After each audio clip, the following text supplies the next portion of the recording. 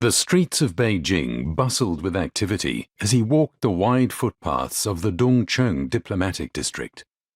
He was gripped with tension, but he'd been planning this moment for weeks, he reminded himself. And now it was time to make his move. Striding briskly along the road between the Israeli and Malaysian embassies, he reached a pedestrian crossing at Liang Ma Chiao Road shortly before midday and paused, collecting himself. He wanted to control his pounding heart and the slight panting that had dried his tongue.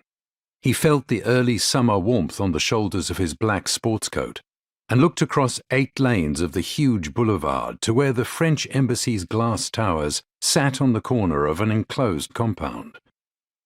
The pedestrian light turned green. He'd committed to this moment, and now it was time to take action, to do what was right. Standing tall, he stepped onto the crossing with the United Nations of diplomatic staffers who worked in the area, carrying their bags of takeaway food for lunch. Reaching the French embassy, he moved with a sea of people towards the main entrance.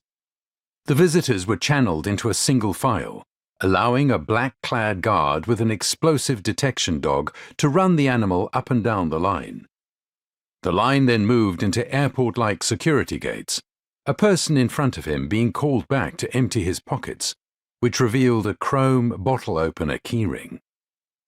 On the other side of the gates was a queue of French citizens, tourists, and East Asians waiting to submit their visa applications, but he couldn't afford to wait.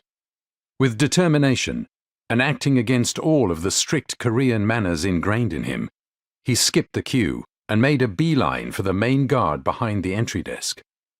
The guard looked up, surprised by the intrusion, but before the guard could speak, he recited in his best English the words he'd rehearsed many times.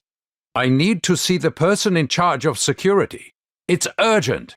The guard's brow furrowed, and he stared hard at him for 5 seconds before replying in English, "What's your name?" "Kim Eugene," he said, trying to keep the fear from his voice. "Wait here," said the embassy security man, picking up the phone on the counter. Realizing he'd been holding his breath, Eugene tried to exhale smoothly, but it came out in a whoosh. He'd been dreading this moment for months, but the ramifications of not coming here were even more dire.